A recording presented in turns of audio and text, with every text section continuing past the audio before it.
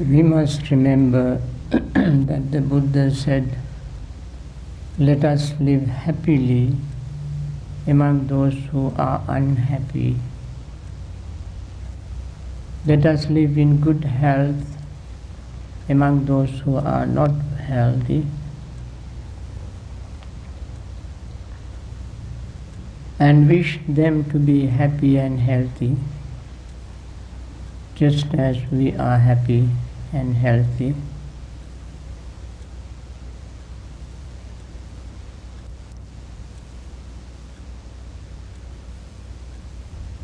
Tranquility meditators are generally considered to be happy people, healthy people.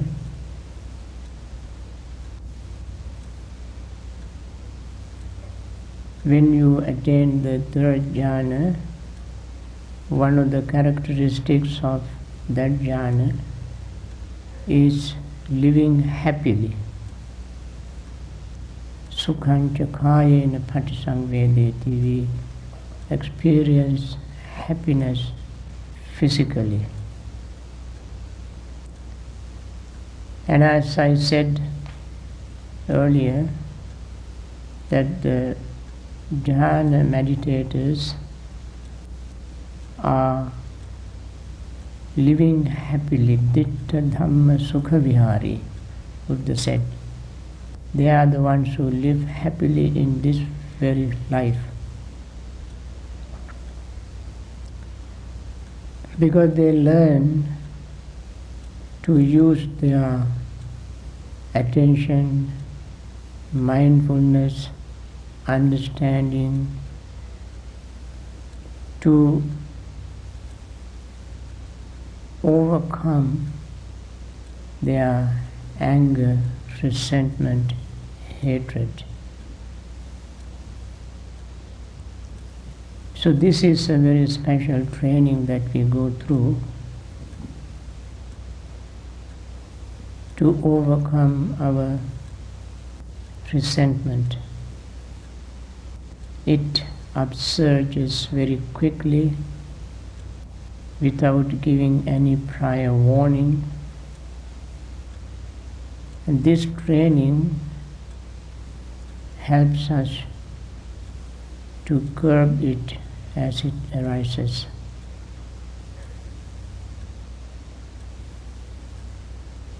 One who learns to curb or stop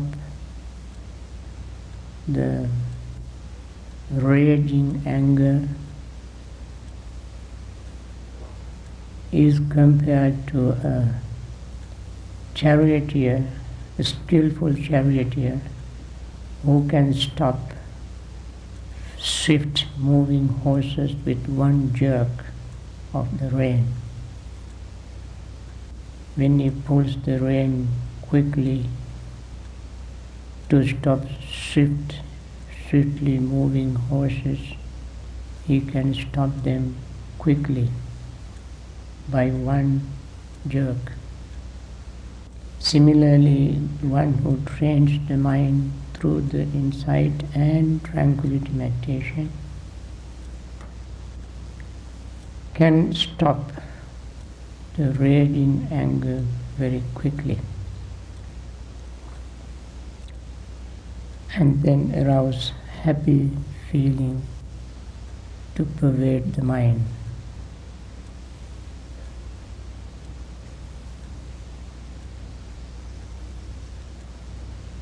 It is not by just thinking about anger or repeating the words metta that we can overcome anger and arouse happy feeling. But it is through constant mindful training of ourselves. And this is what we are doing. We train our mind to be calm and peaceful,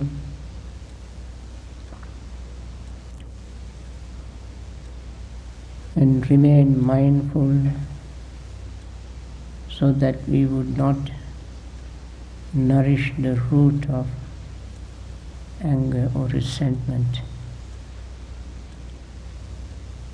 That helps us not only to make us happy, but even to gain concentration, which we can use to see things as they really are. So try to relax the body, relax the mind, and allow this thought of friendliness, compassion arise. Let it arise at the right moment, leading up to joy, happiness, and concentration.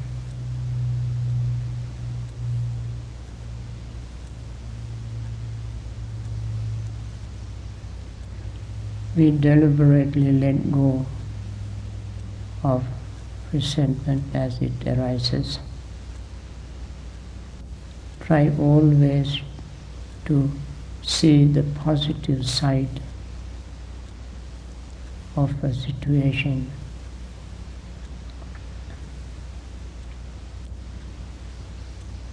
We can do that only when the mind is calm and peaceful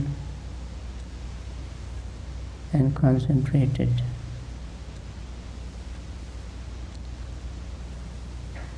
Concentration leads the way. That is why the Buddha said, Samadhi pamukha sabbe Dhamma. Samadhi is concentration. Pamukha means leading, always in front. Mindfulness is the chief. Satadhipatiya sabbe Dhamma, Buddha said. Mindfulness is the chief of all Dhammas. But the chief is not always the leader.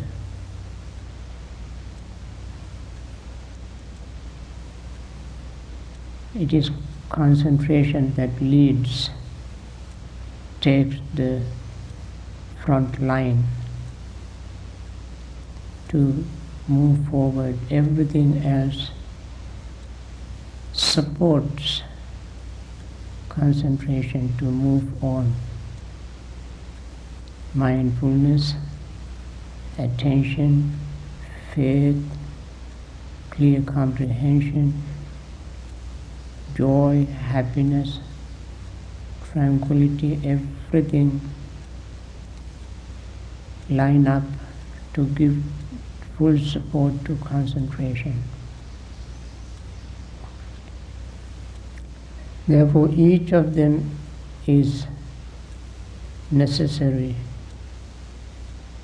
Without them, no concentration is possible.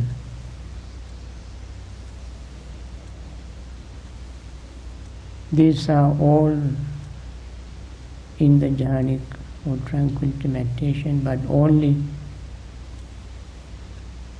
initial thoughts, sustained thought, joy, happiness, concentration are mentioned. Others are playing at the background, behind the screen, and yet they all are supporting. Whenever they arise, just let them grow. When faith arises, let it grow. When mindfulness arises, let it grow. When the comprehension arises, let it grow. But if from time to time hindrances also try to raise their heads, we just don't pay attention to them and let them go. Here is a training of letting go of one mental state and letting develop another mental state. So we have to maintain this awareness all the time. Concentration does not arise quickly, automatically, but we have to work our way through to gain concentration. Until we gain concentration, mind remains active. It's perfectly all right for us to develop mindfulness, to gain concentration. And when concentration is developed,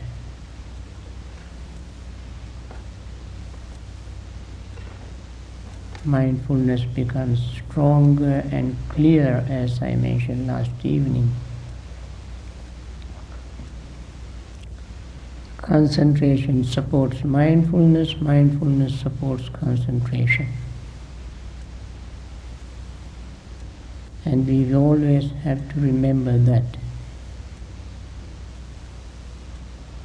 Even if we cultivate concentration, strong concentration, it has this function of purifying the mindfulness, because concentration is a balanced state of mind with equanimity. That is why equanimity and concentration remain to be two main factors of all jhanas. Even in immaterial jhanas, concentration and equanimity go together as a pair, like two wheels of a bicycle. They support each other. As they support each other, they support together mindfulness. And mindfulness with attention helps concentration to penetrate the reality, to see the reality as it happens. The reality in our daily experience, daily life, is not some static, abstract object, but very dynamic object. It is always in action, in motion. That reality is that which is conditioned, is impermanent.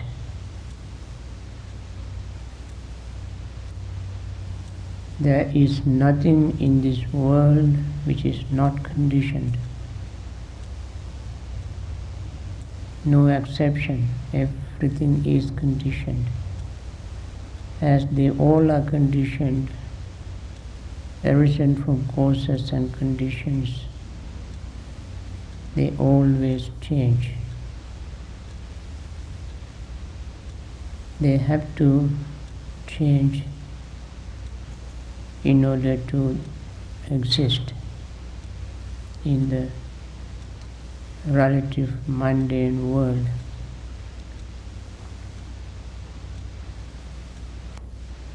And this reality of change in existence can be penetrated through concentration. And we gain wisdom. Wisdom to not to cling to them when we see there's nothing to cling. The moment we try to cling, it's no longer there. It's just like trying to take a handful of air. No matter how hard we try to grab air into our fist, we don't find it,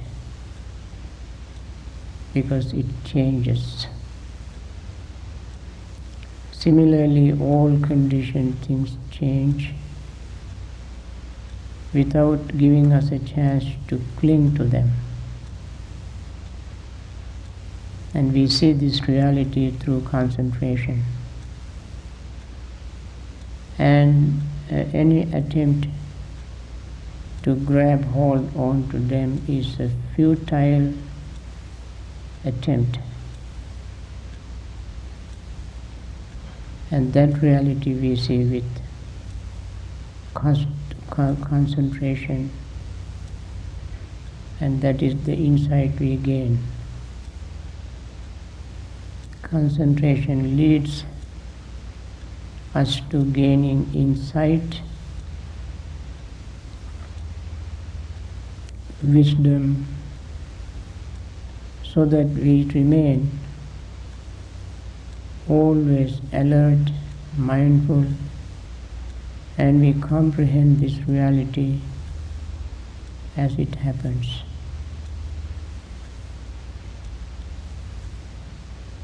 This we see even in the concentrated absorption, concentrated state of mind. Absorption, concentration does not mean the mind remains static. Even in that level, it is dynamic.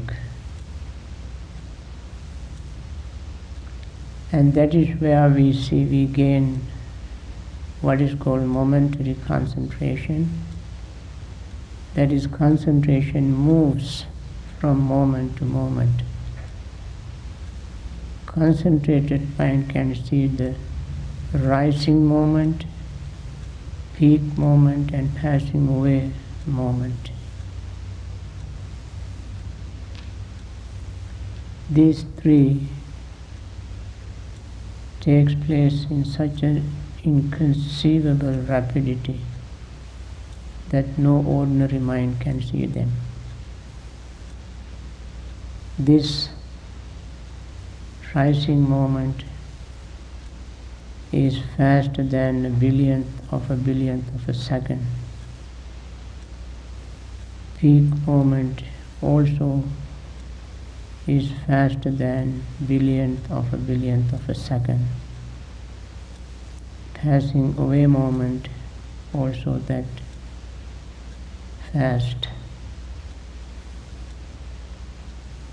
Concentrated mind can flow with these moments, and that is what is called momentary concentration. Concentration that can see moments. Full concentration only can have that insight. Full concentration can have that momentary concentration. Momentary concentration cannot be without full concentration. And therefore, whenever we talk about momentary concentration, we should understand what it means. It does not mean that you are concentrated this moment and not concentrated next moment. Or one moment you have concentration, another moment you don't have. Or today this moment you have concentration, and few weeks later another moment you have concentration. Not that kind of concentration is called momentary concentration. Momentary concentration is the result of absorption concentration. With the absorption concentration you can see the moments, and therefore absorption concentration is a dynamic, active process.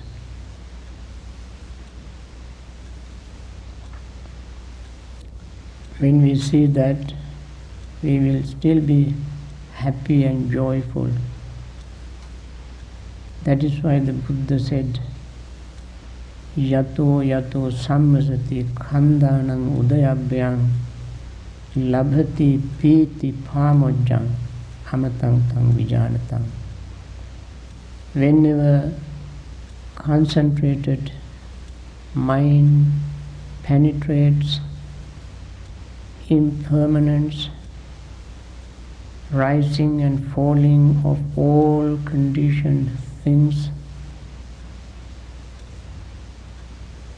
then the person who has this experience is full of tranquility, full of happiness.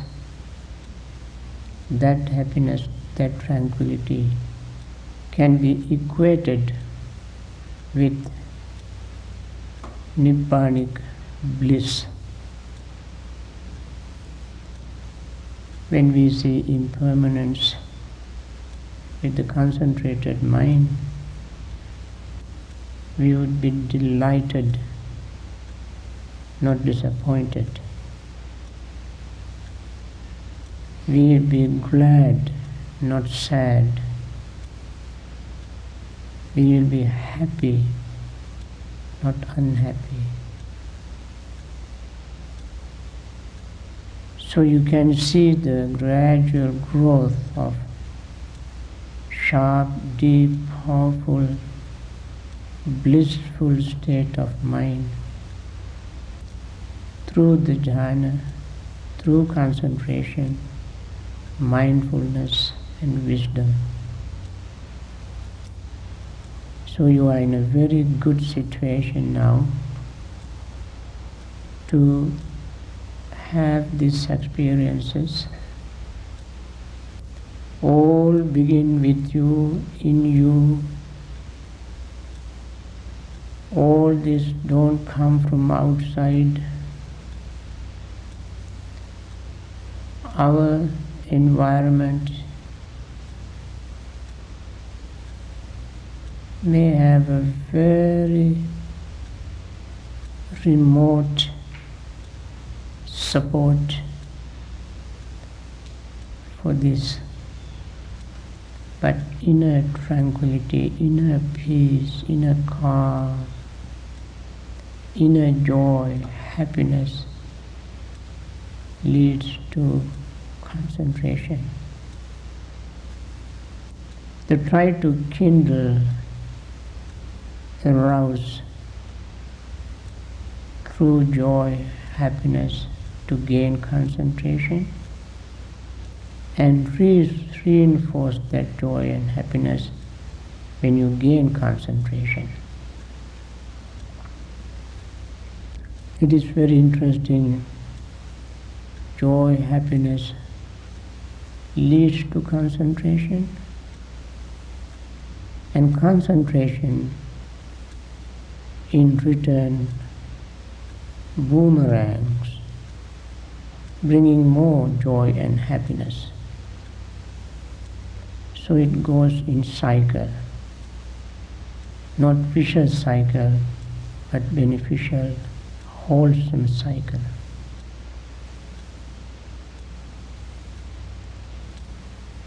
And all begin within us, in our mind, in our heart, in our body, in our own feelings, our consciousness, our perception, in our thoughts. These are the material, though they are conditional. Within this conditional material, there is a source for gaining unconditioned. Provided we use this conditional material wisely, properly, correctly, skillfully. That is the purpose of life. Learning wisely, skillfully to use the body, feeling, perception, thoughts and consciousness to gain inner peace, happiness, concentration, wisdom and liberation. Liberation from suffering and pain.